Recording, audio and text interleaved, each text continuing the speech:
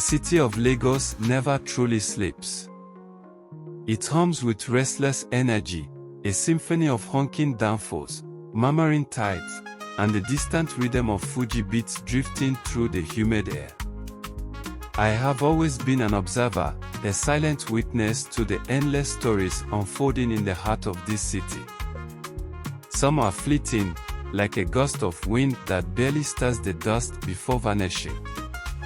Others are storms, love stories that arrive with a force that cannot be ignored. Maya and David's story was one of the storms.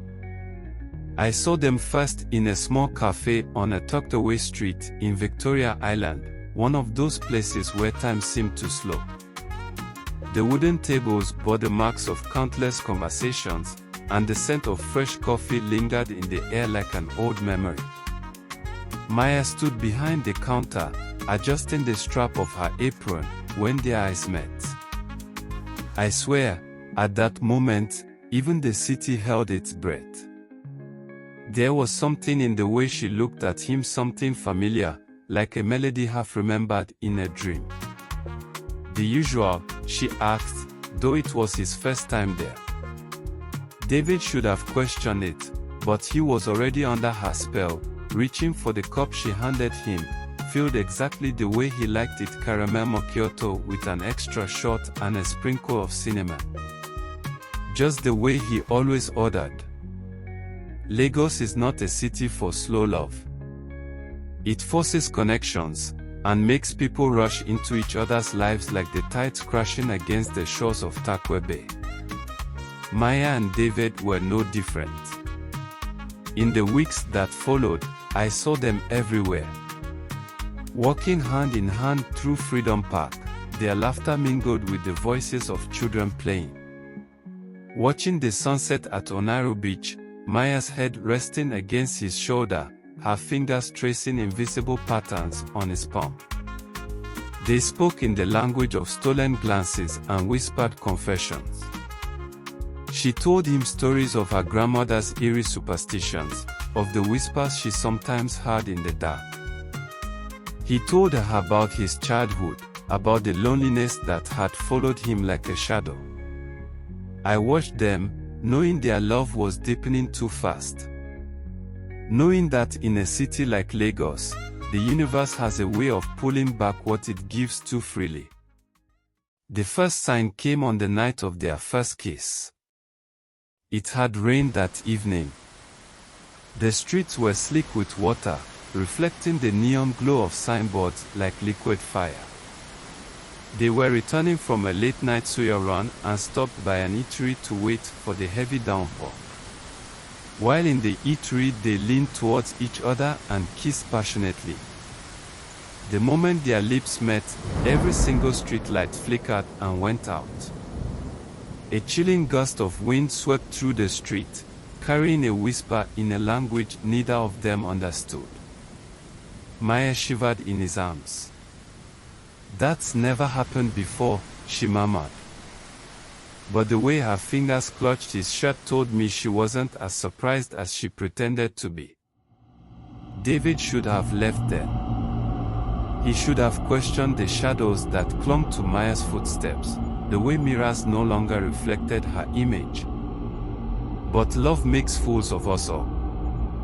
One evening, as they lay beneath the stars on her rooftop, she told him the truth. "There's something I need to tell you," she whispered, her voice carrying the weight of centuries. And then she spoke of the curse. Of an ancestor named Mareo, who had pleaded with a powerful priestess for protection.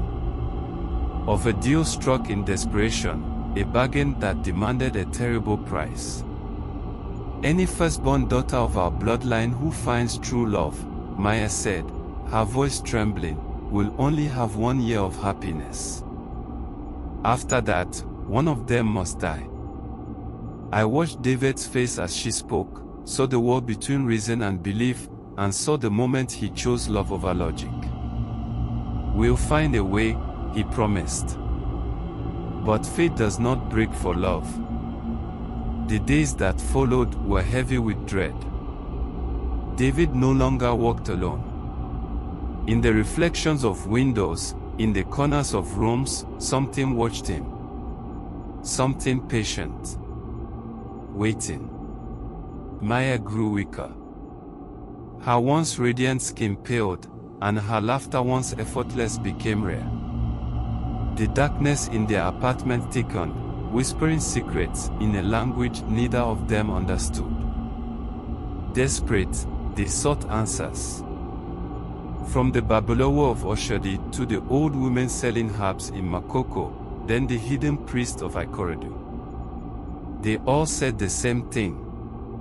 Time is running out. 3 months left.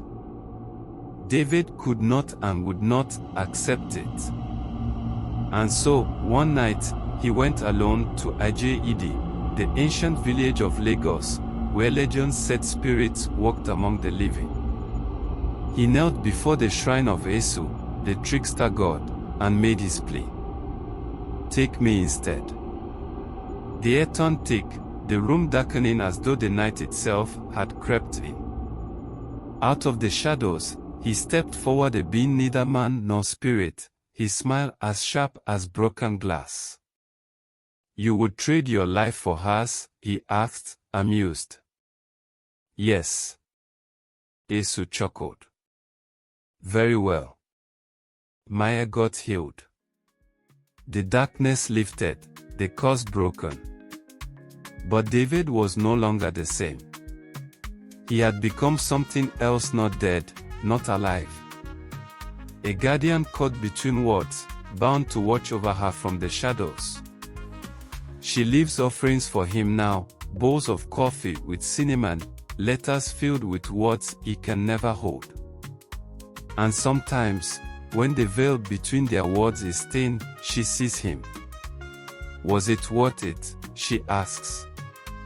He smiles. Every second. They say true love conquers all. But they never say victory does not come without sacrifice. And so, he remains a whisper in the wind, a flicker in the night, forever watching over the woman he loved enough to die for. Or perhaps, to live for in a different way.